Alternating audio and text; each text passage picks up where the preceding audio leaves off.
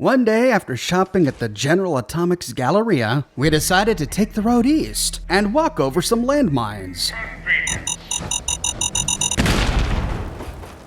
Turning southeast, we see a lake off in the distance. This is Dark Hollow Pond. It's a smaller pond just north of Malden Center. It's a great source of tar berries. We find quite a few batches growing on its northern shore. Looking off to the southwest, we see something on a flattened rock. Sailing on over, it appears to be a bit of a fishing camp. There are a few lobster traps next to some brain fungus, and off to the west we see a shack. Perhaps the fisherman lives in the shack. But then we see it, movement on the rooftop. It's no fisherman but a raider.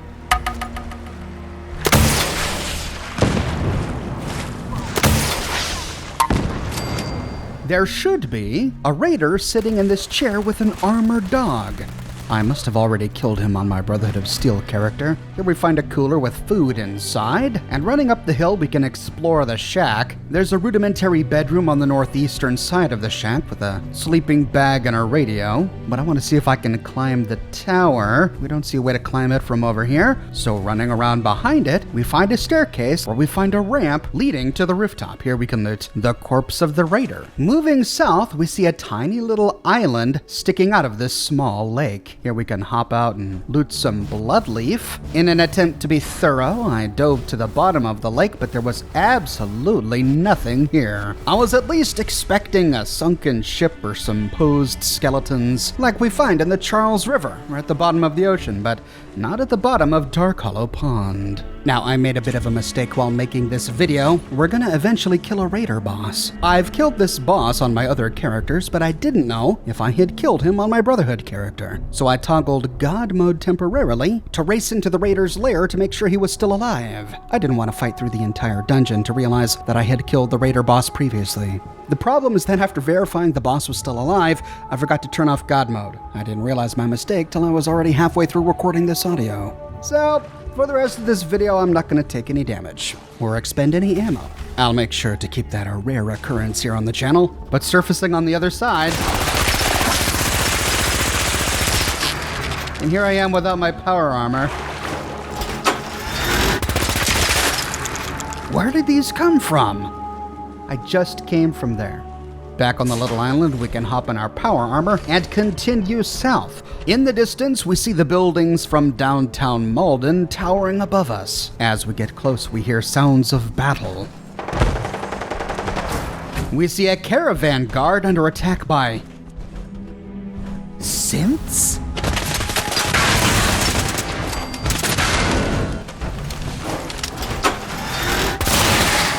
It's unusual to find synths occupying a location above ground. What are they doing here? But it's then that the caravan caught the attention of nearby mutants.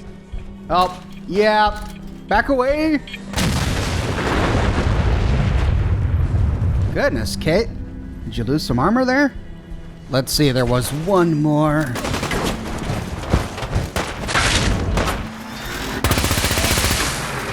Got him. Now, we've spent quite a bit of time here at Malden Center. We covered the Medford Memorial Hospital in my video Jackpot, the story of the 3 secret DIA caches. We visited the Malden Police Station when I did my video on Eddie Winter. We fully explored the MedTech Research Facility and uncovered their monstrous experiments. We explored the ruins of the Malden Middle School when I did my video on Vault 75, one of the most notorious vaults in all of Fallout lore. And we visited the Big Blue House with the Red Door when I did my video on the Old Gullet Sinkhole. I include links to those videos in the description below. But the one place we haven't explored yet is the very place where we found these synths. Malden Center Station. To find out what the Institute is doing here, let's head inside. On the other side, we head down an escalator and immediately get fired upon by synths. What? Why didn't Pain Train work? You'll see me trying to test Pain Train again later in this video, and again failing. This is part of the infamous Pain Train perk bug. Sometimes, seemingly randomly after using Pain Train, the next time you try to use it, it fails to work, and the perk remains bugged on your character for the rest of your gameplay. The only way to fix this bug is if playing on the PC, you open up the console and use console commands to remove the Pain Train perk and then add it again. After doing so, I managed to get the perk to work again. I'll leave the console commands in the description below for those interested. Nearby, we find the corpse of a raider draped over a table. On the table next to him is a bottle of Rad-X, and behind him on the ground in a corner is an ammo box next to a first aid kit beneath a grill, upon which we also find a dose of jet. We didn't kill these guys. What are they doing dead? Well, it must have been the Institute. The Synths killed these raiders, but why? The Institute isn't known for going out of their way to kill raider gangs. I'm not sad these raiders are dead. I'm just trying to understand the Institute's motives here. It's X688, no less, who infamously said that he hopes the surface dwellers die out. If the Institute doesn't care about settlers above ground, why would they kill these raiders? Unless they're here looking for something. But what? There was a red door up here, but it was chained from the other side. So to continue, we went downstairs to the train platform, where we found even more synths. After looting the synths, we find another dead raider draped over a fence. Moving south down the tracks, we find a bit of a shack. We have to move west up to a platform to reach it. In the shack, we find 2 more raider corpses. There is a cooler nearby, and a dose of jet on the arm of a black couch. These raiders were surprised. We find them dead where the Institute likely found them. They barely had an opportunity to defend themselves. Heading back to the platform, if we face west, we find another raider corpse next to a chair, which he was likely sitting in when killed, and I passed by it really quickly, but let me go back to show you. There's an ammo canister next to a ceramic pot hiding behind this bit of plywood. Before we explore the trains, let's move to the northern side of this platform. We can loot a lunchbox on the ground, and then we have to unlock an advanced locked door to gain access to a bit of a food pantry. Here we find some bottles of whiskey, dirty water, which is useful for crafting, and a couple cans of dog food. And sitting on a table to the west is the food storage terminal. Inside we find 2 notes. In the first, inventory update. Looks like we're pretty well stocked up on canned food for right now. The last raid on a caravan seems to have paid off. Water supply is good. A few rads ain't gonna hurt anyone. As usual, we're running low on liquor and beer. I convinced everyone to hold off on partying so we can keep all of the clear liquor for medical purposes next time someone gets shot or needs a limb taken off. Brown liquors are still fair game, though, so no one seems to complain. I've gotta say, we've made a good little life for ourselves down here. It beats getting scorched to death back by those nutjobs in Saugus, that's for sure. So long as no one pisses off our mean green neighbors up in West Everett, I think we could make a go of it down here. This appears to be an entry from the raider gang boss inhabiting the station. He and the raiders we find here were formerly part of Slag's raider gang at Saugus Ironworks, a raider gang we completely destroyed in my video about Saugus, which you can watch here. He made reference to the super mutants at West Everett Estates. We fought them when I did my video on the Turnquest family, which I linked to in the description. Not sure why he mentioned those, because the ones at the Medford Memorial Hospital are closer. At any rate, in the next one, Gus, read this.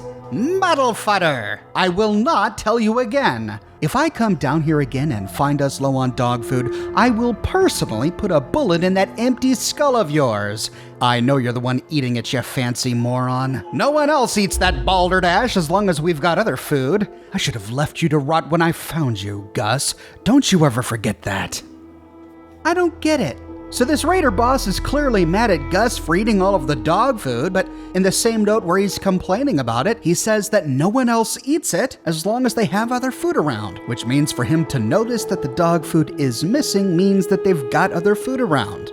So if Gus is eating the dog food instead of the other food, that leaves more of the other food for the people who like the other food. So what's the problem?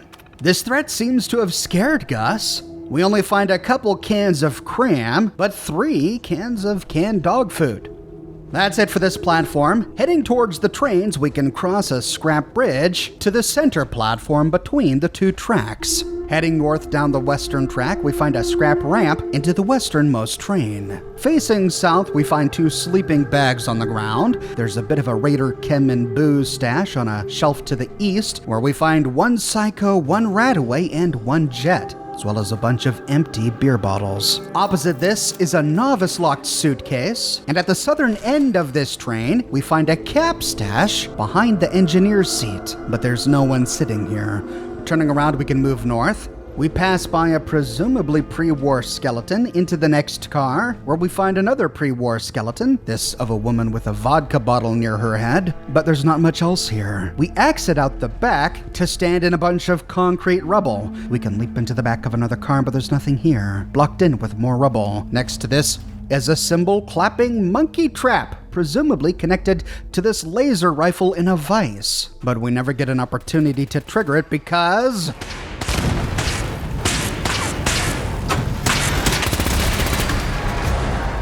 but we can still snag the rifle for experience. Nearby, we find the train on the eastern track, but we don't have time to explore it because we hear commotion behind us. Moving to the eastern platform,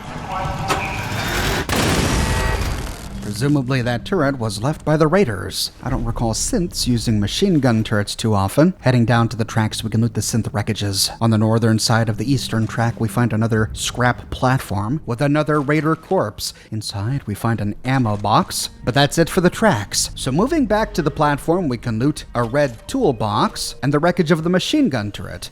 On the other side of the sandbag barricade is another Raider corpse. Wow. These synths really worked these guys over. I wonder if we'll find any Raiders alive. At the end of this path is an advanced locked door. Picking it leads to a bit of a shop where we can loot a Raider corpse, but we get attacked. Pain Train being broken was really bugging me. I was so used to using it, it was hard to fight that instinct. Heading back to the shop, we see it must have been a refreshment shop. There's a fridge here, and inside an armed frag mine. Glad I didn't get too close. We can loot the cash register, and then behind the register we find an ammo box.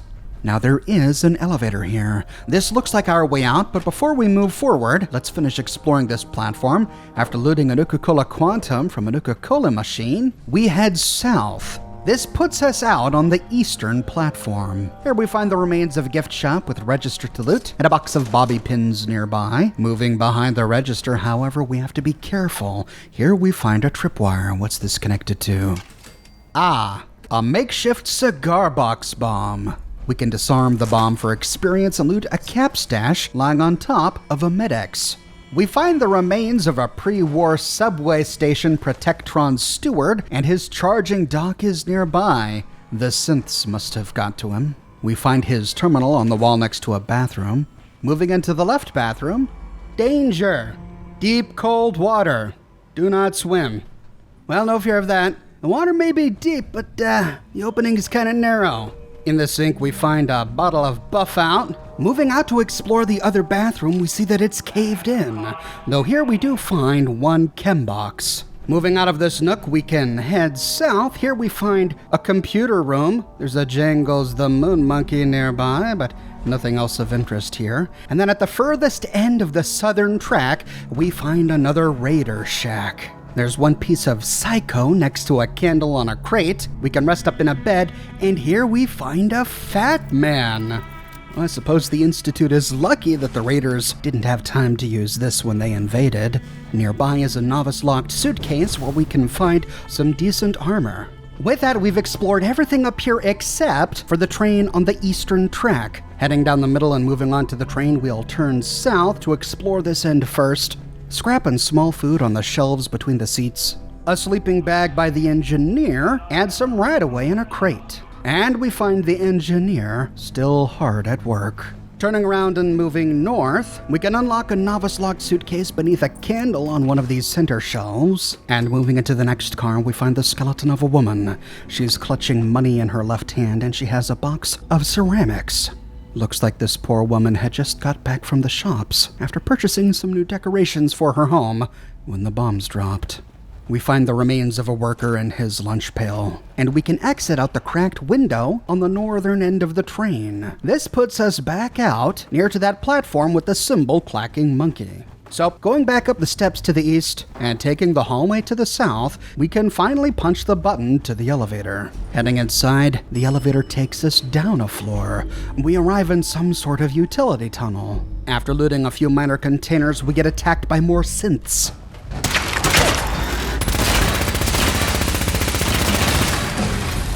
Ooh, and there was oil all over the ground. Lucky I didn't ignite that. There's an ammo box on this little dolly cart, a Nuka-Cola cherry on a wall cabinet, and then moving to the southeastern corner, we find a bank of fusion generators. But we can access only one where we can take the fusion core. But just as we're backing away, we find another fusion core on the ground beneath it. Oh, but wait a minute. Peering in the cardboard box on the desk, look at that. A third fusion core. 3 fusion cores for the price of 1. I'll take it. Turning around, we can unlock a novice-locked toolbox, and when done, head out a hole in the wall to the west. Here we find a bit of a pitching range. Looks like these raiders had a bunch of baseballs that they were chucking at teddy bears and bottles on an iron girder above a door. Okay, let's see. How do you throw again? Pick up with E. Then is it Alt? Nope, not Alt. Oh, what a waste of a fusion core. Okay, so 2 fusion cores for the price of 1. Oh, and we've made a mess of things. All that hard work setting up the teddy bears. Ruined. Heading down the stairs and through the doorway, we find the corpses of 2 raiders. The synths have already been through here. These utility tunnels have somehow found their way into some subterranean brick structure, likely constructed during the early days of Boston.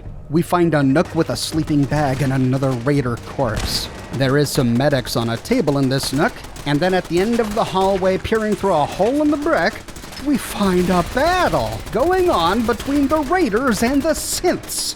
But then they take notice of us. Guess we'll have to join in. All right, everyone, calm down. Quiet. Well, no sense letting these Nuka-Nukes go to waste.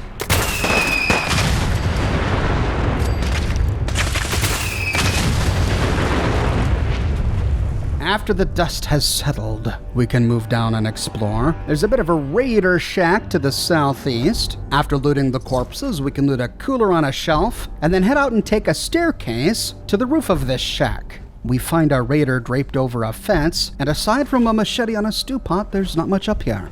Moving northeast towards the trains, we can loot more corpses. There's nothing around behind the train car. Heading inside the train, we find a shelf, and on the bottom shelf is a copy of Tumblr's Today. Locksmith Certification Special. Pass with flying colors. Lockpicking is permanently easier. On top of this is a duffel bag with a whole bunch of ammunition and explosives. There's a bed on the eastern end, where we find an overdue book and a bedside table. That's it for this car. Heading out, we can loot more wreckages and then explore the western car. Here we find a commode on the western end with a Vault-Tec calendar. Wonder how they got that in here. Oh, wait a minute. I thought so. There we go. A piece of jet in the toilet. Almost missed it. Moving east, we find a cap stash on the ground. Perhaps this was on the shelf and I knocked it off with my Nuka-Nukes. Same goes for the purified water on the ground.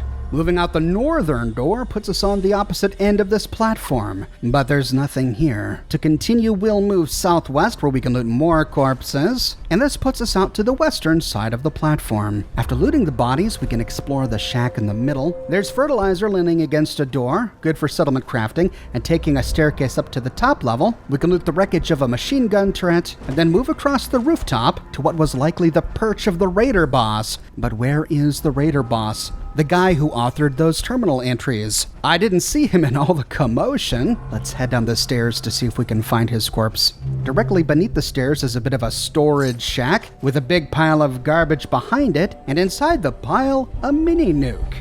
Turning around, we find a cooking station, and here we find the corpse of Helter Skelter. This is the raider boss and likely the author of those terminal entries. Helter Skelter is the name of a carnival ride popular in the UK where you climb a staircase to the top of a small wooden tower and then ride a spiral slide down to the ground.